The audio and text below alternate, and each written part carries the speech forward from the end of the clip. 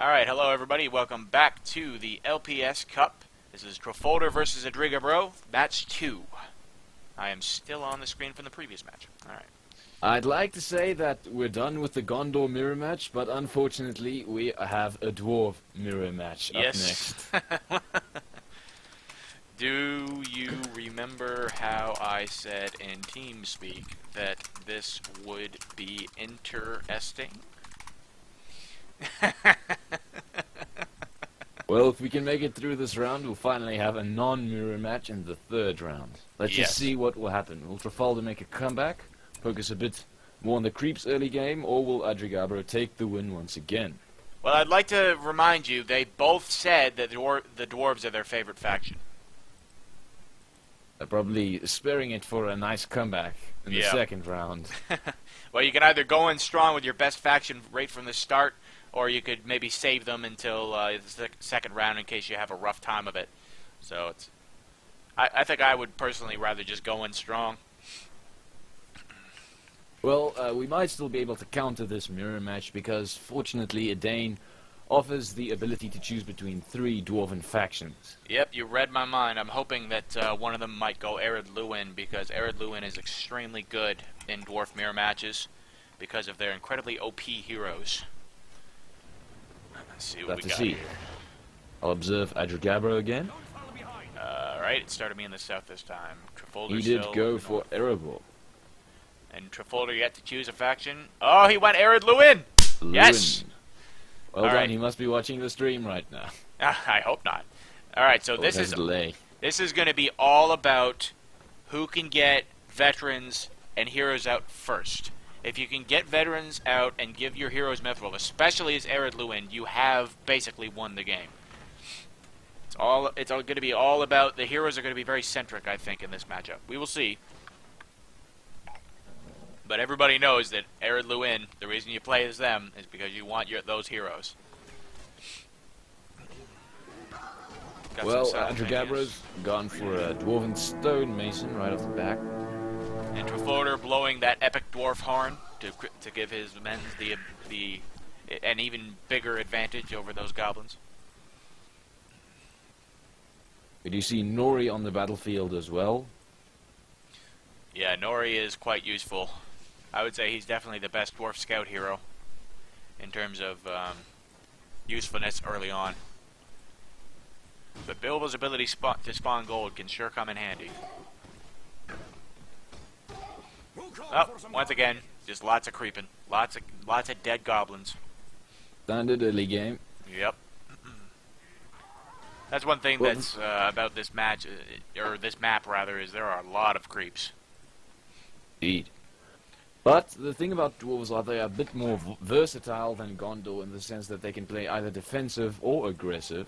So this might not be as boring as the previous match. Yeah, well, it's most certainly less confusing at least. Luckily. So, yeah, it looks like Trafolder decided to skip out on getting his farm and go right for the creeps this time. So he's finally getting the second free farm. And he just got Bilbo. Bilbo Baggins. Still not, he's got units sitting on 3 farms and he's not making any of them. Well, does he have the resources? Yes, he does. Yes, he does. Alright. Mineshaft. Please make a travel camp in the back there, please. Please. See? Please. Nope, he went for the mineshaft. Curses. You should know not everyone are beta testers, KryPtik. Hey. Stop discriminating me because of my privileges. Alright, alright. And like I said before, beta testing does not necessarily mean that you're good at the game. It just means that you have access to other stuff to help find bugs before it's released to the public. So, right. I'm good at the game. We'll get to test the game before it's publicly released. Yeah, but there's not many people on the English side of the beta to test with. Well, you can always play with the Germans. I could, but I mean, I don't really. The problem I have with, now you've really opened a can of beans on me here. The problem I have with playing with the Germans is I've noticed that they don't communicate very well when I do. And this is nothing against them, but in the few matches that I played on Tungle before I switched to Game Ranger, I would get teams and they just wouldn't speak English at all at any point. I'd say, hey, can you let me know what you're talking about? And they wouldn't even talk to me. So that's why I switched over to Game Ranger. Looks like we got our first battle in the south here going to be coming up. Both have their scout heroes. But Nori is level 4 and Bilbo is level 1 and using rocks. So I predict that Adriggabro will probably take this one. Well, then again, Erebor Guardians do suck. He retreated into the mine shaft, so it looks like this battle. Yeah. And he demolished it. Yeah, the thing about Erebor Guardians is they are really terrible. The Arid Luin Guardians have their default ability, which gives them more armor, so that's quite useful in this matchup. So he's got the advantage when it comes to having a better scout hero, but his Guardians are worse. Well, where is Nori? I didn't see him. He went back. He went into a mine shaft. He and several units are chilling out in a mine shaft right now. Right. Yes. Drinking some dwarf beer, counting their gold. Well, looks like Adriggabro went for stonemasons to give his building some health points. Yes. I think that's a good strategy with dwarves instead of just going with the regular mine shafts. Well, of course. I mean, you can get mine shafts everywhere outside anyway, so why would you just fill your inner base with them? I say as Trafolder does this. Looks like Adriggabro's coming from a flank. From the east. But he's not going to win that fight, though. I mean, one of those units is a phalanx. Those Arid Luin Guardians with that ability, they are so much stronger than the Erebor Guardians. No doubt about it. But I don't know, though. The Nori, he can summon Dory, and you do not want to underestimate that summon. We'll call for some Guardians. Having basically a free hero every, 20 seconds to help you is quite useful. Or every minute. Well, looks like he's going in for the battle. Yep. And always retreating. Yeah, he does not want to commit to that fight, I don't think. Or maybe he does. I don't know. Yeah, there's the Dory summon. Now what he can do is he can send Dory after Bilbo. Yep, exactly what he does. Yep. Well done, and there goes kill. That was nasty. Bit of a loss on Trafolder's side. Yeah, and he split his troops too and let a bunch of them get killed. See, at least he's creeping much better this game. Yeah, he is definitely getting all of his creeps at least, so that's a good thing. I wish Trafolder, he should be taking advantage though, because his troops do have the advantage right now. That ability to give themselves 30% armor plus his horn means that he outstats them, basically. Exactly. Well, Adriggabro still have one open external settlement near his base, guarded by some orcs. I think he might be saving that one for the camps. Yeah, and as we speak, Trafolder's just cleared the exact same spot mirrored in the north, so we'll see whether he goes for the travel camp. We've got a wagon ready here. Oh, we got a wagon ready here. Trafolder is going with the wagons. The wagons. He must have seen how good they play in the previous stream. Yeah, but that was against useless orcs. These are dwarves. Right, we'll just have to see how effective it is. One rush needs level 5 already. Looks like Dale coming up in the south there. Already. Some crossbowmen coming out from Trafolder. Adriggabro might try a dirty flank attack. Look, if you see his... half of his army is going up the left. Yeah, as you can see there, did you see that? That battle wagon just went down instantly, and those were just swordsmen. Well, Gloin is in there as well, so... Oh, well that might have... Oh, that makes more sense. He's got that epic warhammer. Look at the... Have you ever actually zoomed in and looked at the size of that warhammer? Can you imagine how heavy that would be? I'd be terrified. That thing is like as big as his torso. He's literally swinging his metal torso.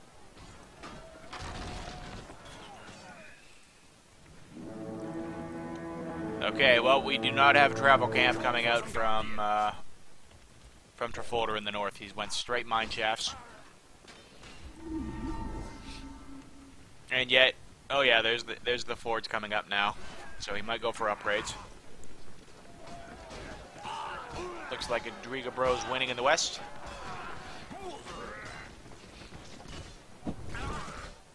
That is literally the first time I've ever seen somebody actually use greed.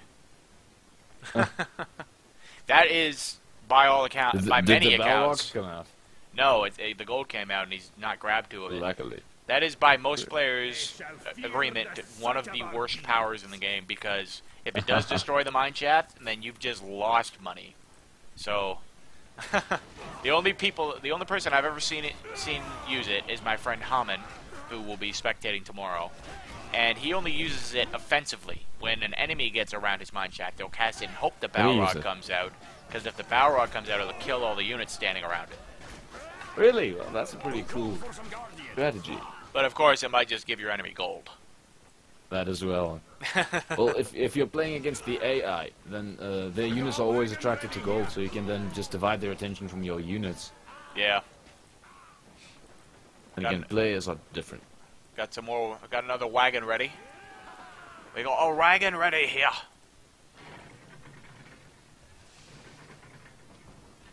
All right.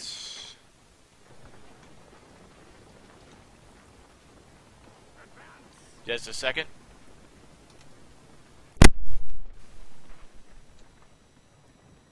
Right, this game seems pretty much the same as the last game. Yep, but on the upside, though, I'm back, by the way. Trafolder does now have upgrades. Trafolder? Yep, he's got forged blades on his Guardians. And let's see, maybe he might be able to push Adriggabro now. Yeah, I think there was a bit of a skill gap in this matchup, unfortunately. I think that Adriggabro is better at multitasking and micro than Trafolder is. A very aggressive Frenchman.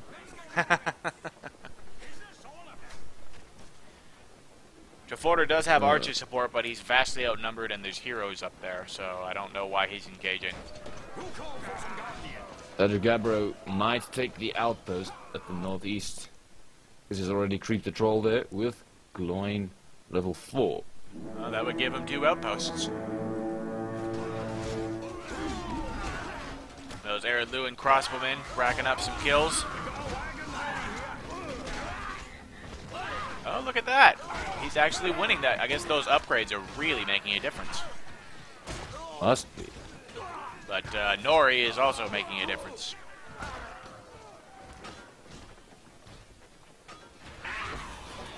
Oh, there we see the Ravens. Yeah, they're an excellent ability. They could be used to good effect. For example, if he were to do that double buff that I spoke of earlier, using their default in the horn, just cast the Ravens. Suddenly that whole buff is gone. I'd just like to point out that Trafolder is attacking a single mine with his battle wagon at the southeast. I think he's trying to make us laugh again. Well, they're definitely pretty low damage buildings. I really don't understand why he committed to battle wagons. That's like you just saw if you were looking in the north how quickly they die against enemy dwarves. It's just a waste of money. 400, a waste of 400 resources each time. Ugh. The dwarves are too tanky for battle wagons. Still do not see a travel camp from either player. And down goes another battle wagon. And Gimli's just entered the battlefield. Oh, that's GG. That would be a GG. Yes, Trafolder's retreating with his battle wagon.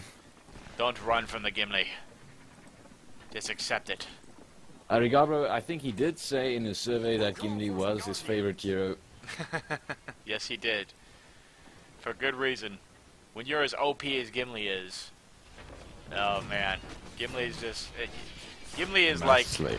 Gimli is like the Sauron of the good faction. He doesn't give a damn about anything. Well, we've still got some splitting going on here by Trafolder. He's sending troops south. He's trying to do something. But, once again, he needs to deal with the threat. The big army right above his base. He's spending so much money on upgrades and battle wagons that he doesn't have any money to get any heroes. And that's why I told you that heroes would be key in this matchup. And as we see Adriggabro making excellent use of his heroes.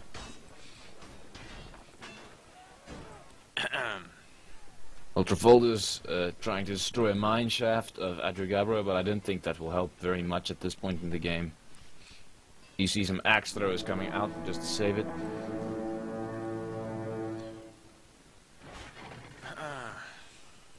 Yeah, it looks like Trafolder has been penned in his base. Now, Dwarven defenses are quite strong if you can get all 4 towers up.